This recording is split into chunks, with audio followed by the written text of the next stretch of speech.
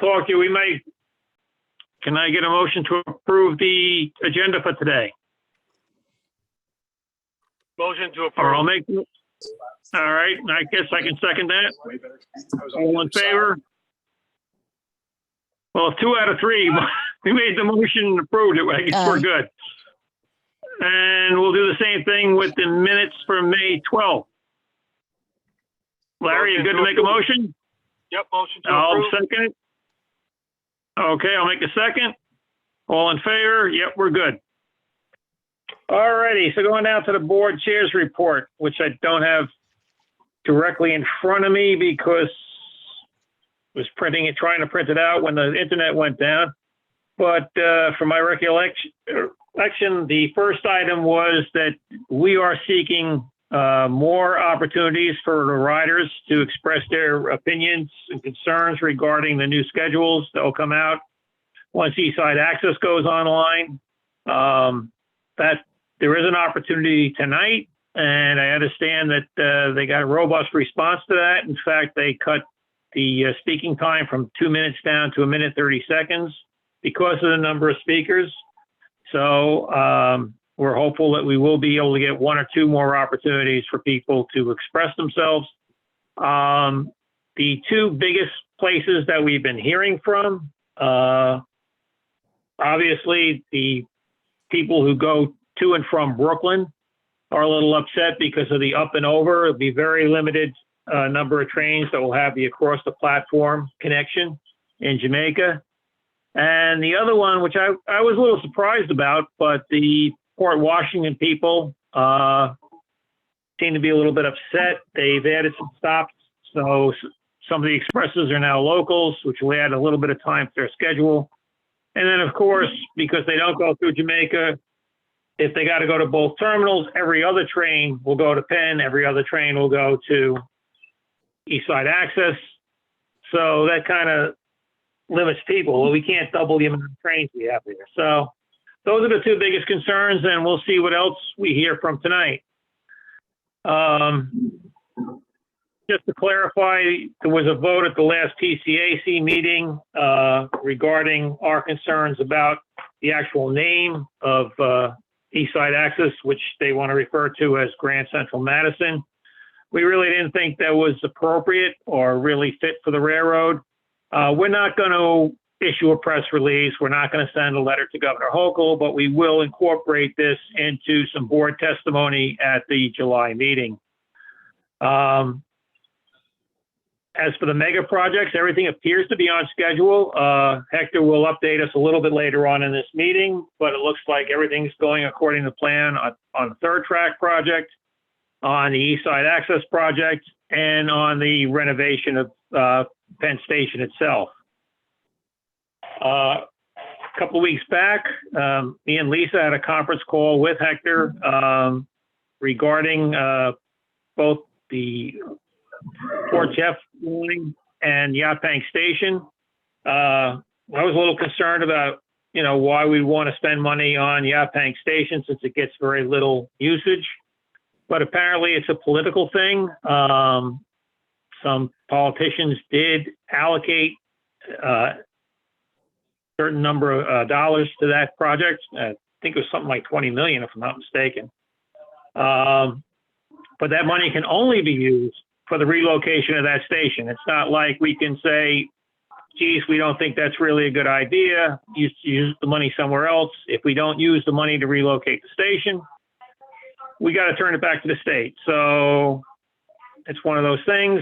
Obviously, we're not going to make a big deal over it. Regarding the Port Jefferson branch, a lot of politicians have really been pushing to electrify the Port Jefferson branch, and some even want to see it double tracked, much like Concombra is double tracked. The problem that we have is double tracking might help because you'll be able to do, have some reverse commuting. Whether it's going to be viable or not, we don't know. But even with electrification, there really won't be any increases to service of what they can do. And that's the whole reason for spending a ton of money upgrading a branch. So it really doesn't appear to be cost effective. The amount of money that have to be spent for the benefit, it would probably be more beneficial if they just went and got more dual modes and tried to run more trains into Penn Station. Unfortunately, we can't run dual modes into East Side Access because the tunnels won't accommodate them. So that's where we're at. It's probably not going to happen, even though you've heard the politicians yelling and screaming, thinking what a great idea it would be. But unless they can come up with a couple of $2 billion, and that's probably what it might cost, it's just a pipe dream. Me and Lisa also had a Zoom meeting with Pat Warren and other officials at the MTA regarding our concerns about motorized bikes, which we're seeing a proliferation of on the railroad. We're seeing more and more of them. They do take up space. They're usually parked in the areas that are reserved for the handicap. So I haven't heard of any situations where they got in the way of a wheelchair person, but their potential is definitely there. There's also safety concerns regarding the lithium batteries that some of these things have. Some of these batteries have known to combust, and that's the last thing we want to see happen on one of our trains. We were told by Pat Warren that the MTA is, at the present time, developing a policy regarding motorized bikes, lithium batteries, yada, yada. And they will keep us in the loop on this. And, we're grateful for our input. And we will obviously keep our membership updated every step of the way on this. Last but not least, we are contemplating maybe trying to put together a field trip for next month. And we just want to check on the availability. You don't have to tell us tonight. You can send us an email, later this week, early next week. Two ideas were, one, perhaps a walkthrough of the current status of East Side Access. Or the other one is maybe a visit to the Jamaica Control Center. We did have visits to both of those in the past, but I know we have new membership that might be interested in. I know the Jamaica Control Center, that was probably 3 or 4 years ago. We went to see that. East Side Access, I believe we had an opportunity last year, but again, we've got new members. So that pretty much wraps up the board chairs report. If anybody has any questions. All righty, if there are no questions, we'll move down to Lisa's executive director and staff updates. Jerry? Yeah. Jerry? Here's another option. I'm trying to remember.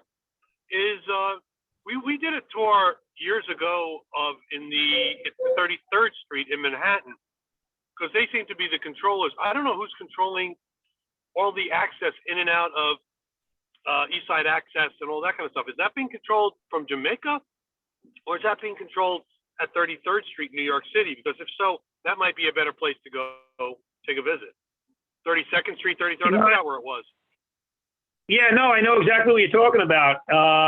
And that was a very interesting, actually, it was a fascinating meeting, because I remember, because they coordinate everything. So the coordination between Amtrak, New Jersey Transit, our trains.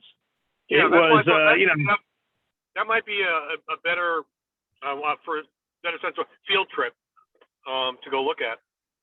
So I would imagine that wouldn't be Grand Central, because Grand Central would probably be through Grand Central. I mean, Hector, maybe you.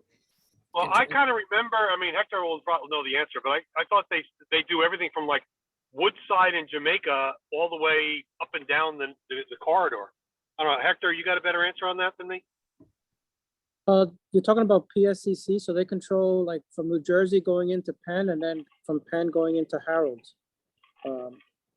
I don't know about East Side Access. I think East Side Access might be separate. But all right, well, that's something to look. It's something to look into, definitely. But yeah, I do kind of like that idea. What you brought up, Larry. I'm good for something.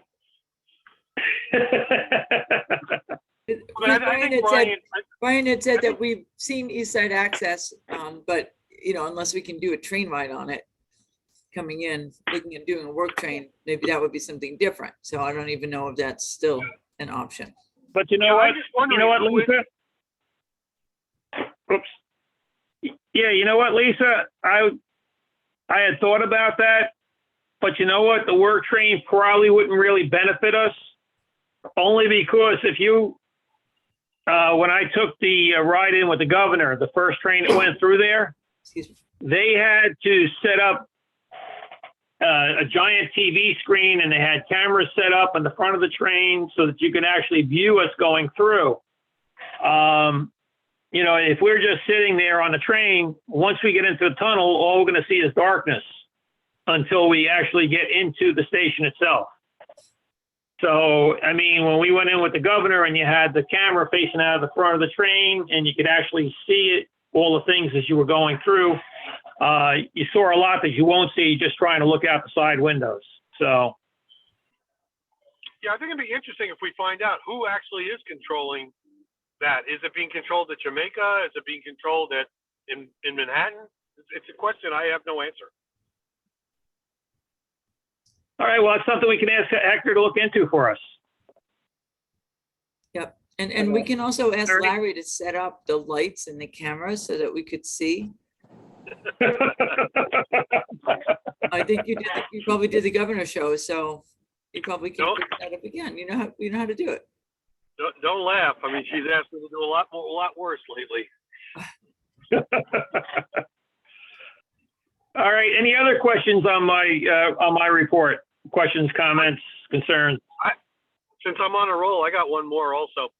And I Yeah, put this go into for the it. chat. I think the format of these meetings, these 90-second speeches, I think the MTA board has got themselves hinged on a format that in this case doesn't work. People are just expressing their feelings and all that kind of stuff, and then it goes by the wayside, such as when you do the statements for the fare increases. I think this has got to be more two-way. I think it's got to be more informative than, hi, I just get up here and I just made a 90-second statement, and then I'll never hear the end of it again because I'll never hear the answer to my question, which is basically what's going to happen. So I think we have to advocate for them to be more. It's got to be more of a two-way thing with riders who have questions. Let's have people there to have the answers. So we, in the, actually, I would let you go, but in our testimony, we do call for town hall type meetings, more town hall type meetings. And we'll say in the webinars that they've had, the 3 webinars that have been had, which I think we all agree that there's not enough of the meetings and that people have a lot of questions. As questions came up in the chat and the Q&A, they were addressed and an FAQ is being put out, but it's not a dialogue. You're right. It is I have a question. What does this mean?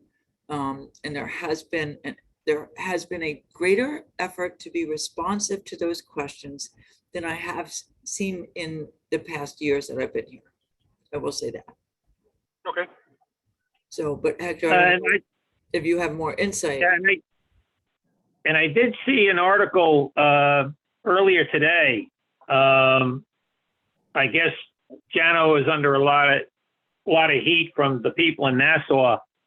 So I think he has said they're going to try and better address the Port Washington issues.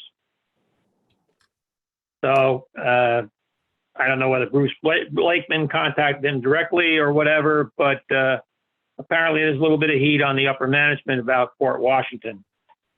So we'll see what happens. And again, that's we're also going to be getting a ton of comments this evening too. There was a press conference this morning that I caught on Channel 2. I think was it this morning or like It was yesterday. yesterday. And the Port Washington issue was raised a lot. There were a number of articles and stories about it. And you know, it's sort of, I was glad that they showed the balanced side, that perhaps this didn't just come upon, you know, that the MTA didn't decide that this was going to happen, but had been really trying for several years to find a solution to, you know, for yard space. And without the yard space, service couldn't increase, and that the railroad has been saying for years that unless there was additional yard space, that there was going to be a problem was when service came online. So, Well, sim- bottom Well, line is and that- that, yeah, well, what, I think, I mean, our position obviously is to advocate for our commuters and the best service possible, but we have to be realistic. It has to be a two-way street. If you want to get something, you got to give something. And, Nassau County doesn't really want to give on additional yard space. And if they don't want to give additional yard space, we really can't push the railroad to give too much additional service. It's just that simple. It's And on a the other side- logistics issue. Right, on the other side of the coin, Fort Washington branch riders have really had it gold for a lot of years. A lot of service, a lot of direct service. So for them, it's a major change for their lifestyle. And what I've read in the paper is people say they moved to that branch or they moved up to that area just for that reason. And now they're going to lose that reason. Yeah. Yeah, I would not want to be the scheduling person for the Long Island Railroad at this point in time. It's a no-win situation. There's no possible way you're going to keep everybody happy, but I guess we're just going to have to, and they're going to have to work through it the best they possibly can. All righty. With no other questions, concerns, we'll move down to Lisa for the executive director and staff update. terrific. Thank you very much. I'm gonna let Kara give the social media summary. One of the interesting parts of the conversation that we had with Pat Warren when we're talking about the lithium batteries, Pat Warren and team, was it was interesting when there are two sides to or two key aspects to this bicycle scooter / lithium batteries situation. Is that one is the lithium batteries and the potentiality for fires, particularly as they're charging, which is where the biggest concern is, and the other, which is the space factor. And as Jerry pointed out, how they tend to be stored in areas where disabled passengers are, which are set aside for disabled passengers. But no other transit system, no other similar transit system has a policy in the United States. And so whatever policy the MTA develops will have a ripple effect. So they're being very careful and mindful in the development of any policy. He did make it clear that no one is to be riding scooters or bikes in the system, which we know is happening, but that is certainly something that should not be happening.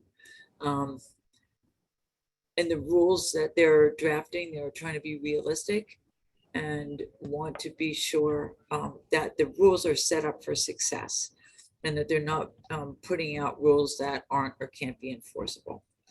So, it's a bit of a rock and a hard place. And as Jerry said, we've asked to be included in the draft of whatever rules come into play, but it is going to come upon the conductors and also the MTA police to really do the enforcement. So it's important that they get it right.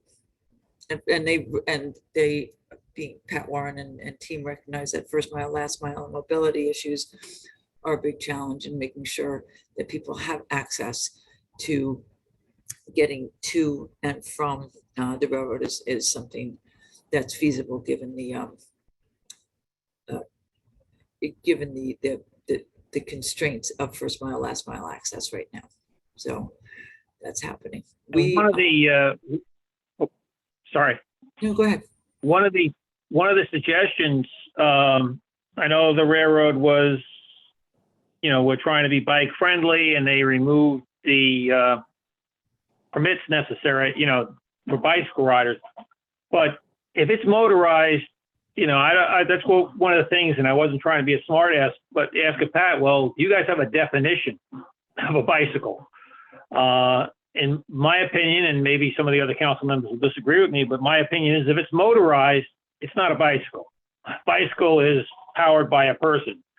So what I'm suggesting, if it's motorized, they should have a permit for that. And then this way, the MTA will have more say over what comes on their trains, and it will give the enforcement people, be it the conductors or the MTA police, a little more clout, because they won't issue or permit to something that's inappropriate. But again, that's just one suggestion that I would put forward. Okay, I'm sorry, Lisa, keep going. No, yep, absolutely. So you have all seen the drafts of the testimony that's gone back and forth, which we had to cut back a bit since there are so many people who were testifying, and it's a, you know, a short opportunity basically for a lot of people to express a little bit of their thoughts. Our intern Shaul, who you have met, did a really deep dive, 87-page analysis looking at the schedules. And Peter, you raised some specific issues. We've heard some specific concerns from other members as well. And we asked him to look at lines and branches and times a day. The staff are going through that a little bit to make sure, you know, that we have a grasp on it, a handle of it, and we'll share it with you as council members before we transmit it to the MTA. But it's really incredibly thorough and impressive. So he's got a great mind for that, and I'm happy to read it and not do it myself. You're gonna read it now? What's that? You're gonna read it now? Yeah, I'm gonna read it to you. But we were able to incorporate some of that into our testimony too. It was really helpful. You got Hector nervous. I think he has dinner reservations. He doesn't want to blow. Instead of 90 seconds, we would need more than 90 minutes. So, yeah, I'm sure of it. And Kara has, there's been a lot of chatter on Twitter about the schedules as well. So why don't you talk about that? Yeah, so I'd say that overwhelmingly the most tweets that the Long Island Railroad is getting in the last month or so have been about the service plans. Basically all branches, mostly commuters who are nervous about the split between service to Penn Station and Grand Central, where a lot of people are concerned that they're leaving work near Penn Station. Now they're going to have to either go to Grand Central or wait for a different train. And then a lot of concerns about the Port Washington branch and also the Long Beach branch. We had a specific commuter call us and then email us with a very long written statement that he submitted to the MTA about how commuters from the Long Beach branch will no longer have as consistent service into Penn. So that was definitely an area of concern for people on Twitter, and the railroad has basically been directing them to either submit their comments through the virtual form or go to the public hearing tonight, which hopefully there will be more soon. Lisa, should I go through the other concerns on Twitter? Yep, unless anybody has any other questions about that. Yeah. No, I'd love to hear him.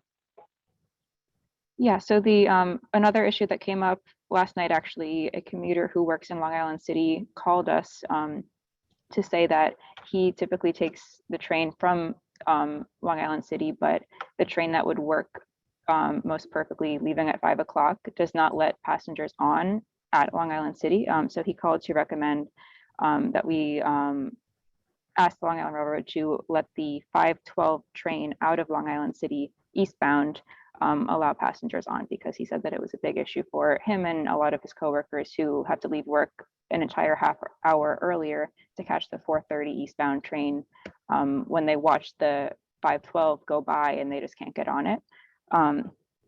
So we asked them to submit comments on that as well. Another big issue is mass compliance with both passengers. Hold on one second, Kara. Sorry. So that would be a train that originates in Long Island City, but doesn't allow passengers on it, and probably actually originates in Hunters Point instead. Yes, correct. Because I know that there are several of those. Yes. Yes, he says that they can see it, they watch it go by every day, they just can't get on it. And they have to either take an earlier train or wait for the next one. In fact, the 4:30 is one of those trains. The 4:30 out of Hunters Point starts in Long Island City, but you can't get on in Long Island City. Yes. Yep, Yes. exactly. Yes, he was essentially just asking, he asked the conductor how to relay these concerns, and the conductor relayed him to calling the LIRRCC, which was great, that we were able to take his comments. But they would like more frequent service at that station.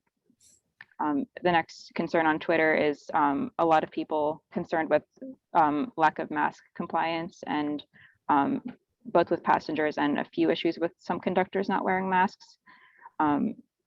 There's also, especially now that the weather is getting warmer, a lot of issues with crowding on specifically the Montauk branch, both eastbound and westbound, mostly on Sundays or on the 3-day weekends on Mondays as well.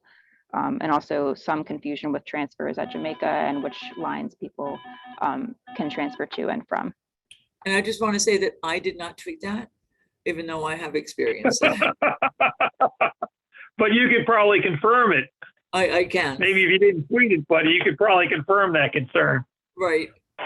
Absolutely. And I'm sure Peter leaves early on Friday, so he doesn't have to deal with that. It wouldn't surprise me. All right, do we have anything else there? Or? Those are the main issues. We'll let you know if anything else comes up. Jerry, you're our best Facebook follower. Has there been anything specific that you have seen that's outside of those? Oddly enough, the railroad people, unless they disconnected me, have been very silent. Have been very, very quiet. I would have figured they would have been going nuts about this, that, and the other thing. And the people on the Long Island Railroad, not too upset about anything, it seems these days, except the typical, fellow commuters that are less than compliant, shall we say? Is that your feeling, Larry? Jerry, I agree with you. No, this railroad has been very, very quiet. I mean, a couple of complaints and things like that, and people that had the person that brought the pig on board or something like that. But yes, it was a pig.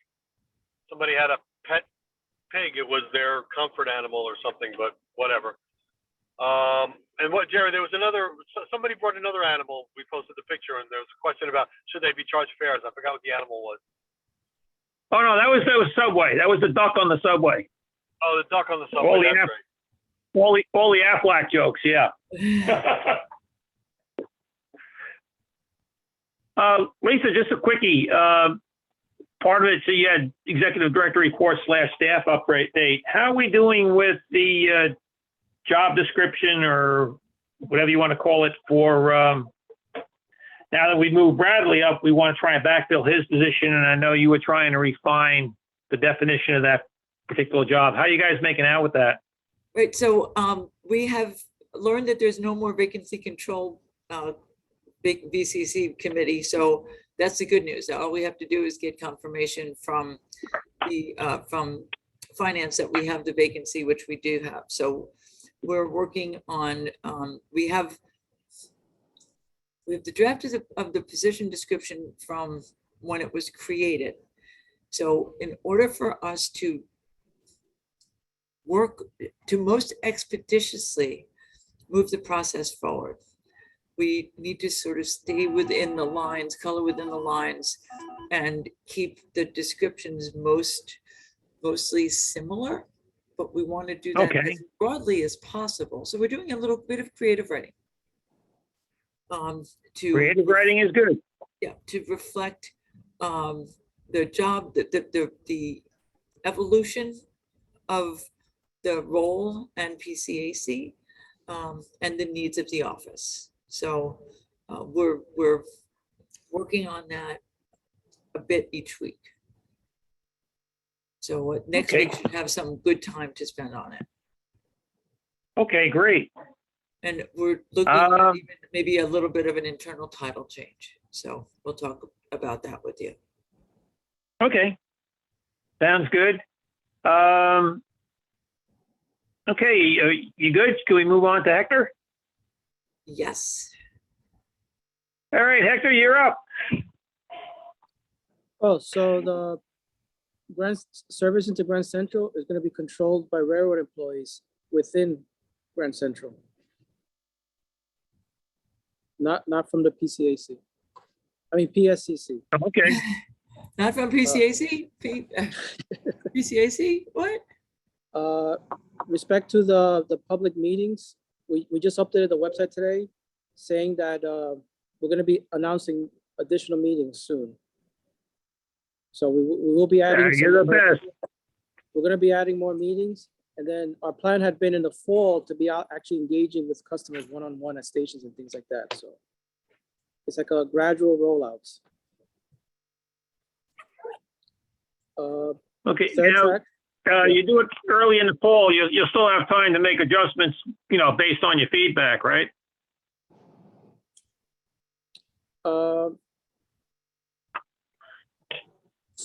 some limited stuff potentially, but maybe not. All right, well, the big thing there, in the fall is because we do get all our teachers back. And we do have quite a few New York City school teachers that ride the trains. So, they definitely want to have, some input into what's going on. So that would be great. Like right after Labor Day, just as early as you can in September. That would be great. So one thing with the schedule is, so the existing schedule that before the summer schedule, the May timetable, it's essentially gonna, we added some trains for the summer. In September, we're going back to the same, the schedule that we have now. Once we take out the summer trains, it's gonna pretty much remain until Grand Central opens. So whenever that is, which Okay. is, by the end of the year, the existing schedule, will be in place. So it's not like October 1st or anything, we're gonna implement this service. A lot of. No, we understand that. So, okay, that's good. And So then you're not just- gonna go back, you're not gonna remove the summer trains? The summer trains are gonna stay until Grand Central opens? No, I think we'll take No, away some they're gonna summer be trains. gone. Okay, Yeah, summer trains will be gone, but then basically the base schedule that we've had right before the summer trains, that's gonna remain. And then, so the thing with the timetables is, we came up with a schedule, then we have to account for equipment. We have to make schedules for the equipment to run those schedules. We have to get the crews in place. So it's very complicated, and it takes several months to implement this. So we have this plan. We're listening to the feedback. We're gonna implement it by the end of the year. Next spring, after it actually starts and people have a chance to use it, by next spring we'll be able to make more drastic, adjustments. Like say certain trains, if obviously people are going to one station versus other ones, we'll have more ability to redo make more dramatic changes. But we almost, people need to kind of try it out, and we have to see where people are going and what makes sense and what doesn't make sense, and then we'll make adjustments. Well, I think that's all we really, we want to see is that the railroad is going to keep an open mind, to make adjustments going forward after that. And then just the other thing is, we've had the same schedule for a long time. What has happened with when you add all these trains and just fit things in, and then one little thing goes wrong, it throws off the whole schedule.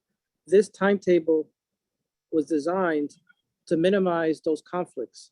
So if a train is a few minutes late, it's not going to throw everything else off. Two, there's work that already began. You've heard in Harold interlocking, it's called the eastbound reroute, where we're building that bypass track for Amtrak and New Jersey Transit trains to be able to get into the yard without affecting us. So that work is actively happening, and it's going to be continuing over the next few years. And also, once the East River Tunnels works, starts, we're going to lose a tunnel. So this schedule accounts for all that work, so that when that project is like when one of the East River Tunnels is closed, we're not going to have to cancel a whole bunch of trains because the schedule already is built to accommodate it. Once all that work is done, once we have more employees, once we have more equipment in the future, you'll be able to do a lot, dramatically more service and a lot of stuff that people are asking for. But again, if we make changes too soon, what's going to happen is we're going to create potential for conflicts. And then when we have to do the close one of the East River Tunnels, you're going to have all of a sudden major cancellations and disrupt people now. So we're trying to prevent that from happening. But again, the public, sometimes you give the public what they want, and then when it happens, like in Port Washington, then they. So all No, we say is we- give us a I chance. hear ya. We're trying to plan it out to, so give us a chance, try it out. If it sucks, then we'll make adjustments, but give us a chance to let it play out. Hector, what percentage Alrighty. of service is the railroad running at this time compared to pre-pandemic levels, out of curiosity? I think it's about like 80, 85 or something like that. Oh, it's really Yeah, that that's the high? number I heard. Yeah, no, it probably is, Larry. I've heard that number, and it looks about right on my branch. I would definitely say. Hector, can you go back to the beginning? You said who runs the trains in and out of Grand Central? The railroad, we're gonna run the trains because nobody else is gonna be on those tracks. So it's only gonna be us. So we're gonna control it out of Grand Central.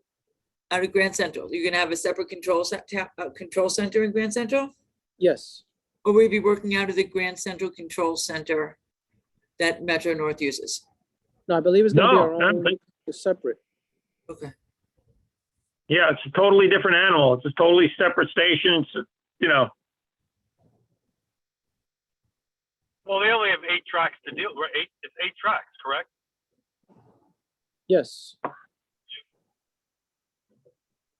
So it's 8 stations, but then how many tracks are there actually going back and forth? Is it only 2 or is it 4?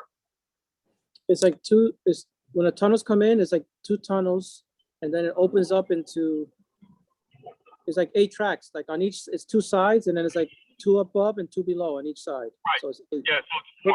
Okay. So right now, there's Alrighty. still, major construction is done in East Side Act in Grand Central. Now it's like all the fire life safety stuff. They're, testing all the equipment. They're getting everything it's all the last minute things to wrap everything up to get it, ready for customers to come in. That's what and then also all the training, all the conductors and engineers and everybody else that has to get qualified to operate in there, and also to maintain stuff in there. That's what's happening between now and the end of the year. Third track Okay. is still on schedule. We're actually ahead of schedule. The third track we're anticipating it's going to be operational by mid-October. August 15th, the first section of third track between Floor Park and like Maryland Avenue, that's going to be in operation, that first section in August 15th. I believe at the end of August, the next section through Mineola is going to be done. And then sometime in early October, the last section will be completed. I'm sorry, could you just say that again? August 15th was Maryland Avenue to where?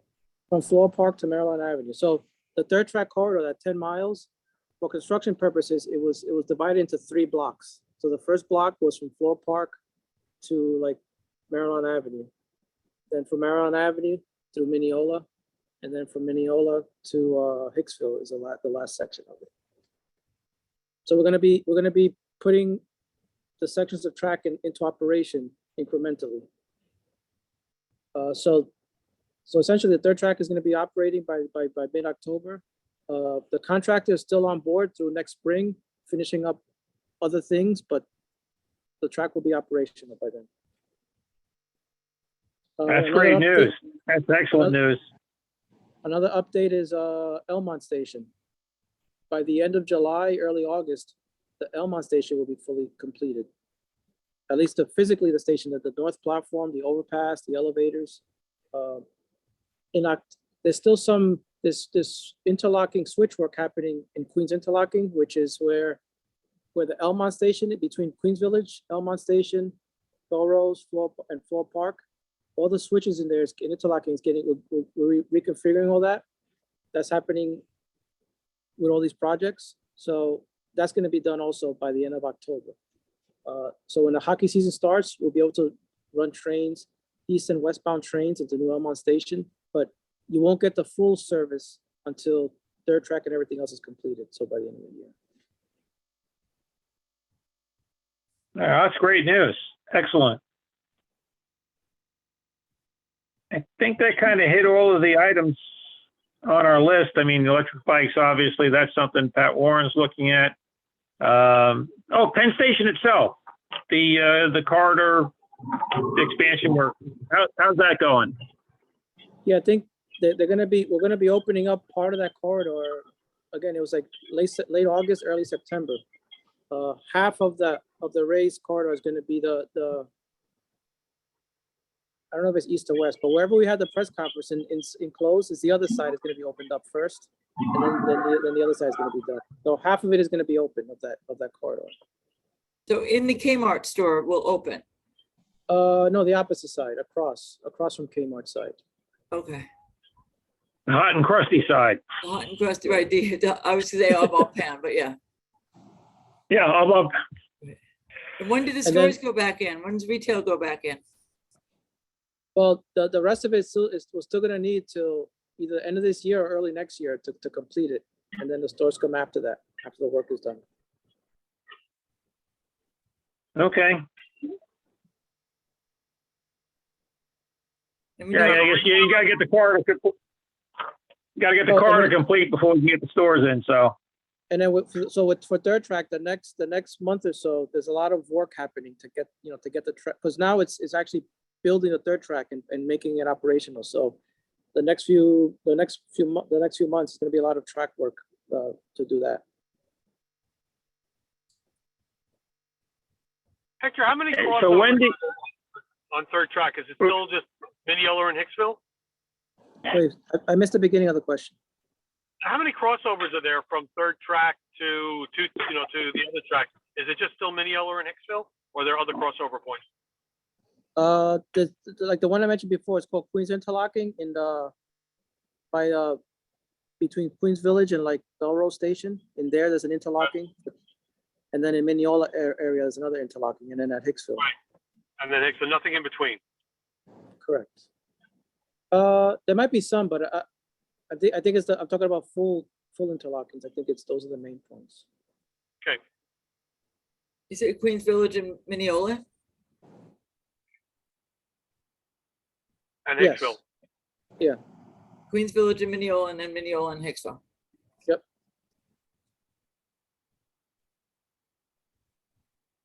Oh, something that was said earlier about the comments about that people feel they're gonna get less service. So, say whatever station you commute out of, whatever trains you had going into Penn now, we may add one or two additional trains, but essentially, we have to split the service between the two terminals. But people will have a choice. So you can actually, you can wait half an hour for the next train directly to Penn from your station, or you can get on that Grand Central train. And then along the route, either at Jamaica or at Woodside or somewhere on the route, there's going to be points. Like, so, for example, on the Babylon branch, Wantagh is going to be kind of a connecting point where you may be able to get off a train, and then like a minute or two later, there'll be a train going to the next terminal. So that's something that it's hard to see it from the printed timetables, but if you use a trip planner, it gives you those options. So you can see, it's up to you what you want to do. So I thought that Yeah, was I think that's interesting that something you really Wantagh need to was great. advertise is that trip planner. Because that is a great tool. I thought that that Wantagh was interesting as a change point. Well, like Wantagh is a change point, like on the Port Washington branch, like Bayside is a change point. I think Hicksville has always been a change point, but again, there's different change points that people are going to have. So, you don't have to, or you can do it at Jamaica, or you can do it at Woodside. So like, that's the other thing, at Woodside, every train that goes by there is going to, all the Port Wash trains are going to stop at Woodside. So that'll give you more opportunities. And every train stops at Jamaica. So at Jamaica, you can always get a train to one of the terminals, Except Port Washington. except for Washington.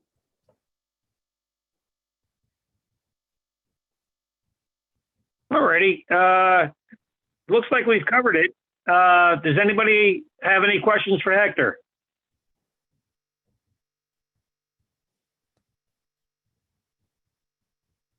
No one? That's unusual.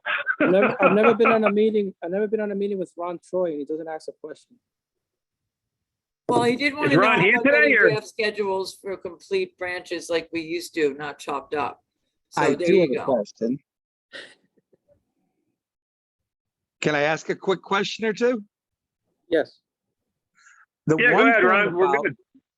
The one thing that's been driving me nuts, as Lisa probably knows, about the draft schedules is that someone had the bright idea of splitting them into like 3 parts for a given branch.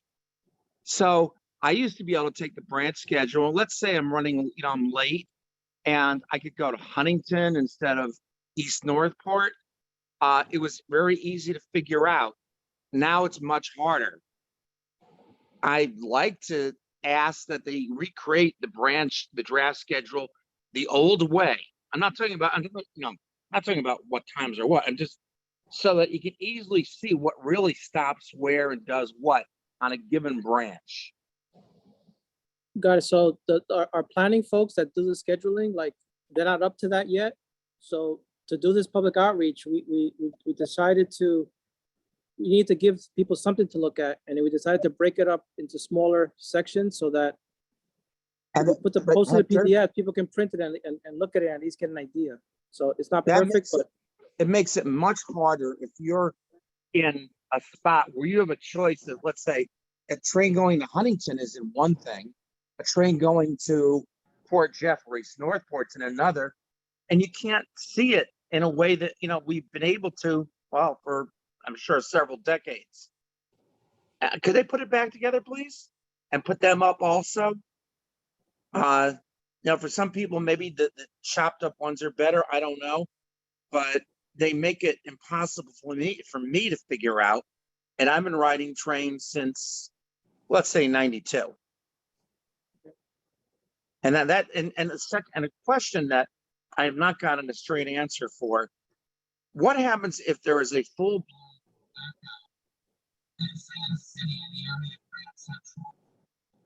Lost you, Ron. Yeah, we lost you, Ron. We got, what happens if there is a, Yeah, it was said full something. is it a, in the city, and Grand Central has no power? How do people get out? Can you hear me? no, I can hear you. Yeah. So you said that, what if there's a blackout in the city, and then how do people gonna get out of Grand Central? Yeah, let's say Grand Central loses power. Are they going to have backup generators to operate like some elevators and escalators and first lights? For emergency evacuation in a blackout. I don't know the specifics, but I know they have, emergency plans, and they have ways of getting, trains out. I know they're acquiring some locomotives to be able to get, to deal with what you're talking about. To be able to move equipment if it gets stuck. You're on a platform at Grand Central Long Island Railroad, and there's no train there, and all of a sudden all the lights go out when you're about to get on the escalator, and now you're stuck, and you can't climb. God knows how far up it is. I can never do it. I'm not in that type of shape. in the station, we heard that there are generators in the stations, so that the generators will keep the escalators, et cetera, running. Well, that's the question. Will there be? That was asked at the press conference, for the opening, or the naming ceremony, I believe. Oh, by the way, I do agree with your comments on naming it Madison anyway, because we're not in Wisconsin. And there's a lot of ways in and out that have nothing to do with Madison Avenue. But that's it. Victor, I didn't want to disappoint you. All right. Alrighty. Okay, last call. Anything else for Hector, or we're gonna let him go? I gotta get ready for a public meeting. Yeah, I know you do. I want to get you out the door by 5 o'clock, so it's 5:54. So we actually did it with like 6 minutes to spare. Thanks again, Hector. We really appreciate Take care. your updates. Thank you. We'll see you at 6, Hector. All right, take care.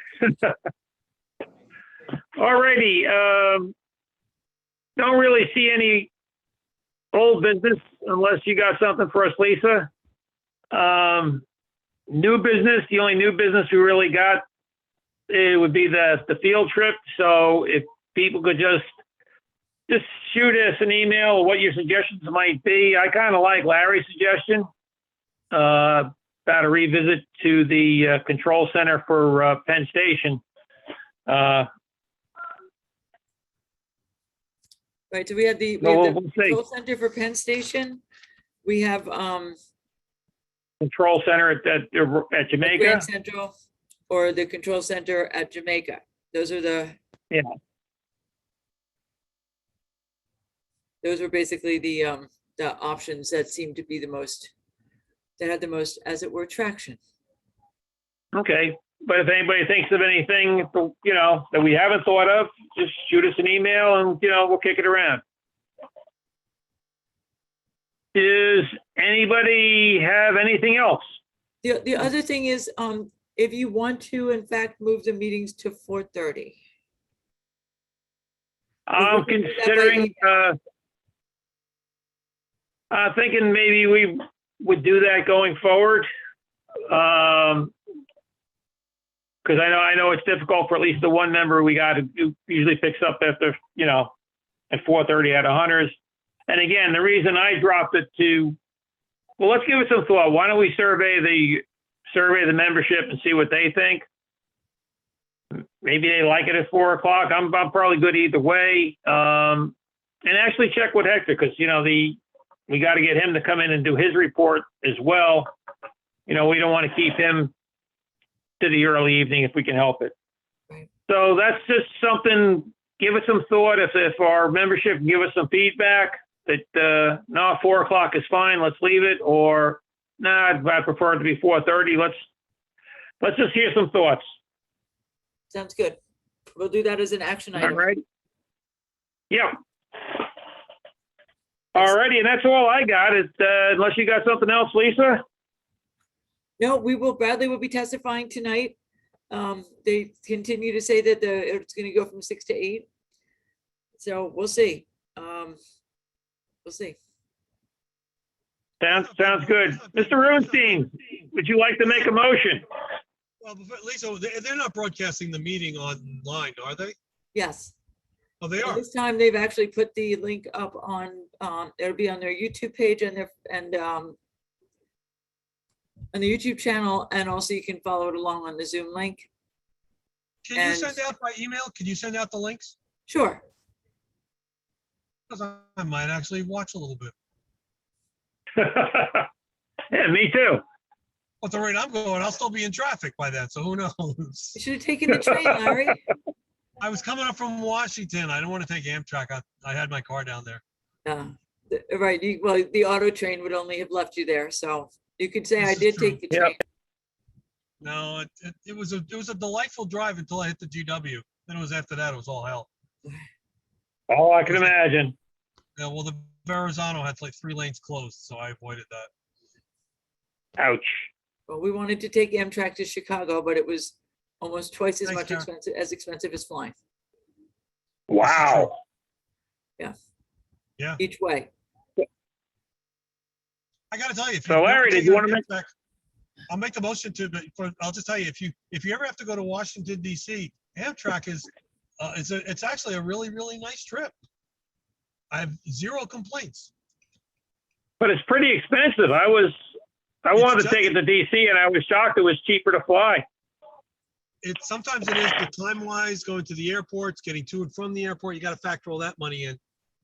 But if Yeah, you go, that's if you book true. your tickets in advance, it's not that horrible. At least that's what I found. Of course, I booked it last minute, so I don't pay for it, so I don't care. Yeah. We're sending But out, Kara put the link for tonight's meeting in the chat. I'm going to send it out by message as well. By Thank email you. as well. Greatly appreciated. And I will make the motion to adjourn. All righty, at 4:59, we are adjourned. Great. Thank you very much. Thank you, everybody. All right. Good night. Good night.